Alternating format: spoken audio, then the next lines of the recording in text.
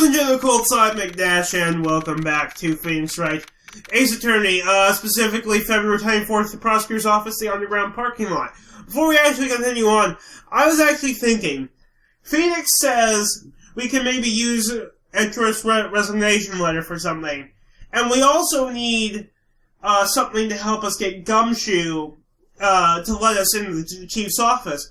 Perhaps, I suppose the prospect of Edgeworth resigning is going to be enough to allow, since Gumshoe looks up to Edgeworth so much, the prospect of Edgeworth resigning is going to allow him, or is going to be enough to convince him to let us into Gant's office. Okay, let's continue forward. See, an unknown voice says, "Excuse me." And it's Angel, of course it is. See, would either of you care for a quarter-pound of roast beef? Oh, sure, I'll take some roast beef. That's better than she usually gives me. The Star, I guess she's out of lunches. It's not an actual... See, here it looks like an actual legit lunch. Here it looks like it's just wrapped up. See, you certainly are the curious sort, aren't you? So, like, I'm better sick-wise in every way now. Except my nose is still constantly stuffy. And it's going to affect my ability to do voices, see. Especially Angel's. Kind of like the first person who sucked a cow's nipple to discover milk. I don't think that's how they discovered milk. I imagine a cow would have sucked it and someone would have seen that. Still, I never thought you'd go digging up that case from 2 years ago. Everyone in this trial was involved in the SLI. Not only that, but the murder occurred on the very day the evidence from that case is due for transfer. This can't all be attributed to mere coincidence. Aren't you forgetting something? What? You know, the little scene I happened to witness. Oh, yes, that. I'm sure we'll dig up something in due time.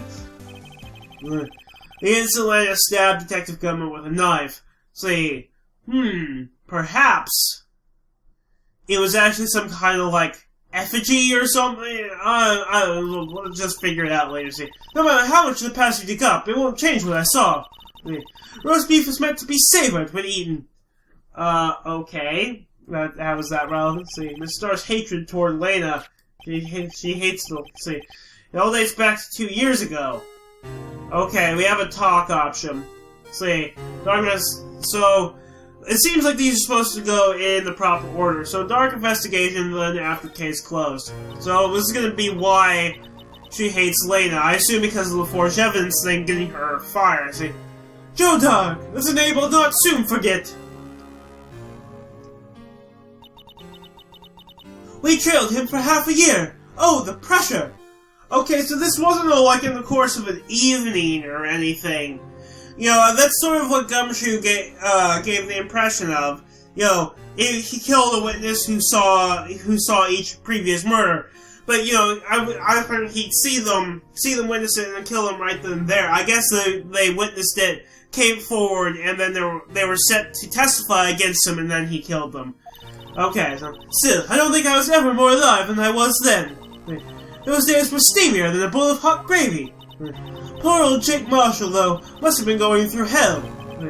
You mean because of his brother's death? Yeah, well, I would assume the investigation, if they're still trailing him, then the investigation is still ongoing, which means that Neil Marshall hasn't been killed yet. They were close, those two. After Neil died, something took over Jake. He became obsessed. I would assume that she wouldn't get to see much of this, because I would assume this was very close to the beginning of the trial. See, seeing Jake like that made her all the more desperate. See, her, I assume Lena, see, Lena Sky, my sister. The best of the best were put on the SO9 case. Of course, they were led by that legendary duo, Lena and Gant. How many times are we going to see this picture? See, Lena and Chief Gant. Okay, a legendary duo. Let's ask about that. Damon Gant and Lena Sky. 2 years ago, Gant was chief detective and Lena second in command. They were the best, and now Gant is chief of police and Lena's chief prosecutor. They solved all kinds of cases together, didn't they? Damon Gant's magnetism in particular was almost unreal. his magnetism, I guess personality, but then his ability to attract evidence. Perhaps he produced the most incredible evidence in the cases he handled. But was the evidence always true? Incredible evidence, you mean? Oh yes, there were rumors about him even back then. So, we're talking Gant was forging evidence. It was before the whole Edger thing even started. No one dared confront him, though. I take it she's talking about forged evidence. Let's see. Back then, everyone looked up to Lena. All the detectives wanted to be like her. But then, the whole... well, I guess it was Edger with the allegation to forged evidence. But I guess they never found out who was behind it. But it wasn't really... I suppose what she's saying, it wasn't even really Lena's idea. It was Gant's. Exclamation point. Really? Oh yes, myself included. I was a fool, really, for not confronting him. She did anything crooked, and always watched out for the other detectives. So, wouldn't Gant's forged evidence be crooked? That's why she was so concerned for Jake. Mr. Marshall! When Jake's brother was murdered, she felt as if she had lost her own brother. If it wasn't for her, I don't think Jake would have ever recovered from his shock. That's what makes it all the more infuriating. Miss Starr, I guess she's still going with the story that Lena killed Goodman, and she may legitimately think that, but there's something we don't know yet. How should I put this? It's the more infuriating that, at least in her mind, that Lena killed Goodman, and she thinks that's sad, I suppose. That's why I'll never be able to forgive her. Why'd she have to turn so cold after that? Okay, it's like but after case closed.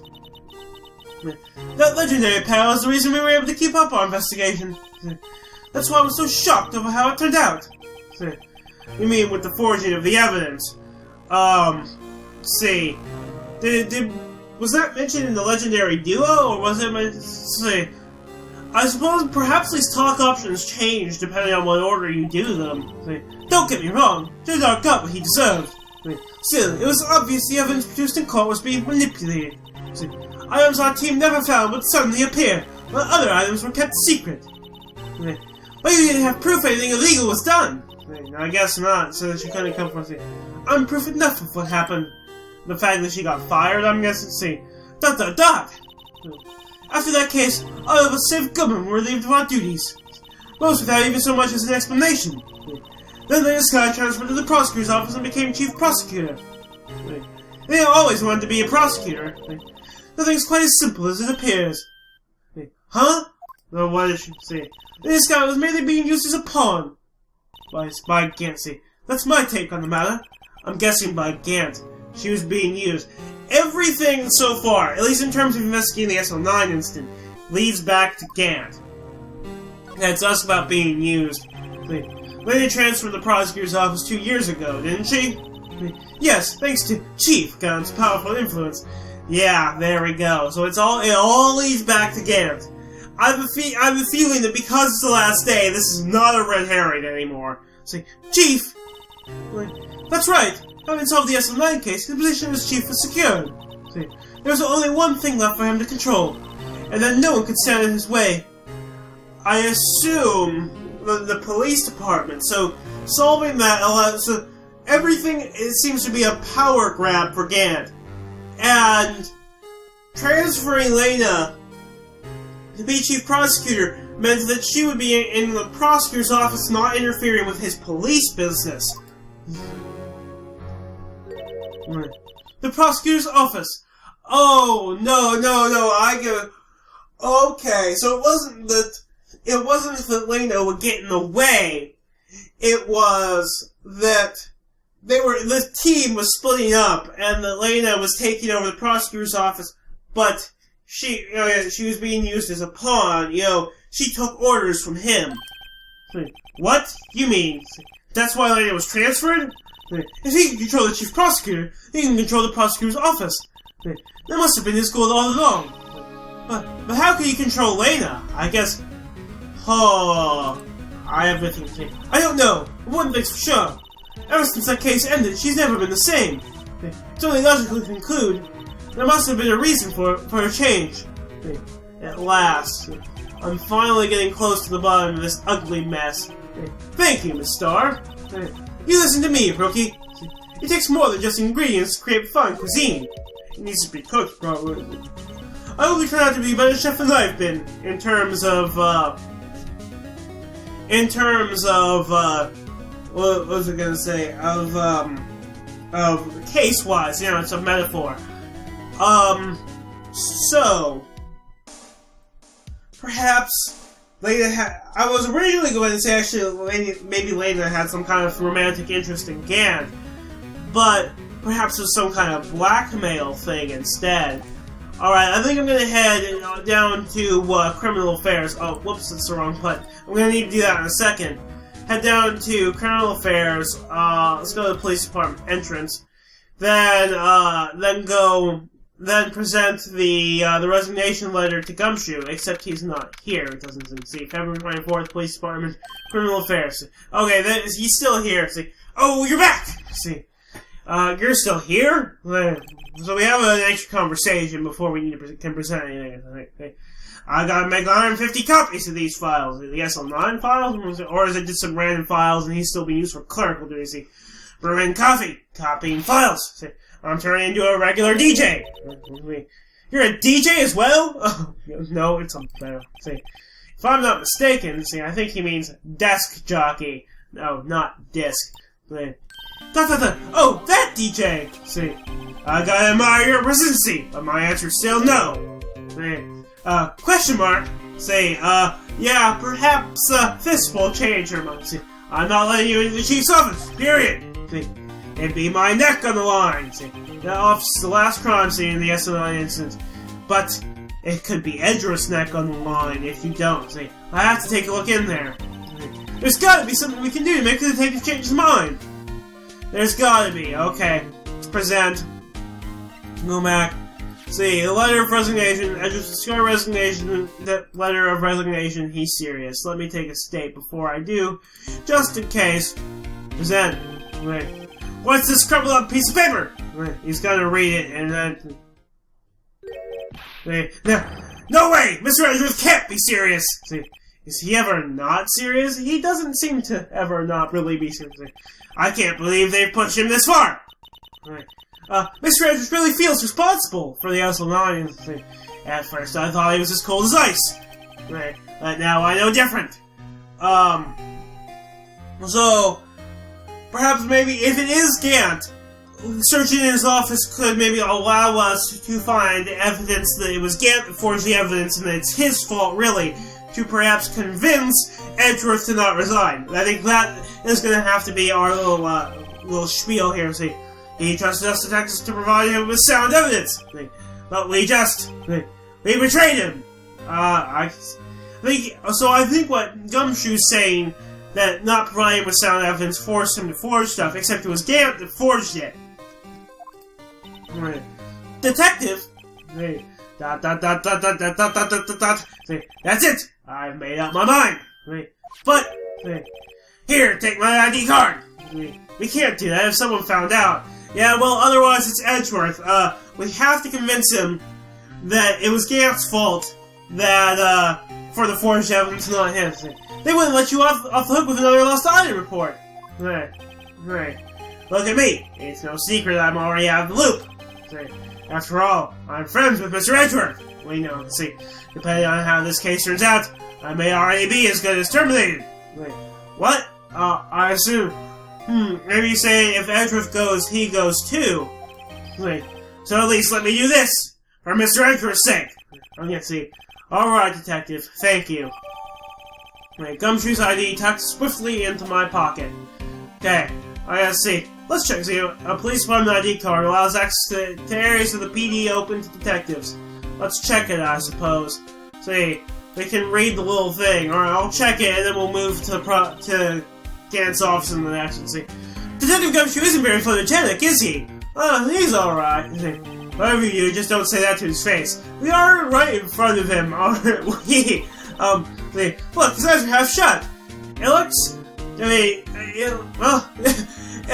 the image I'm seeing side by side here, his eyes are kind of shut.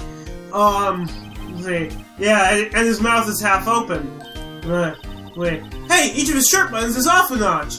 See, it's literally just a blurry version of the, like, eyes closed laughing sprite they have for the major one and small one too. See, and he's got the narrow end of his tie in front. See, See,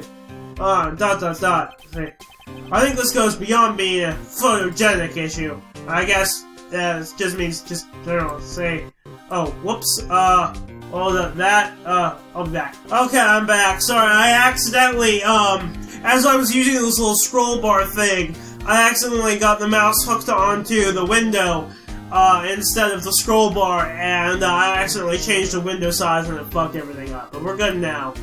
So, can we not examine the back at all, Eddie? Maybe turn it right side up, see.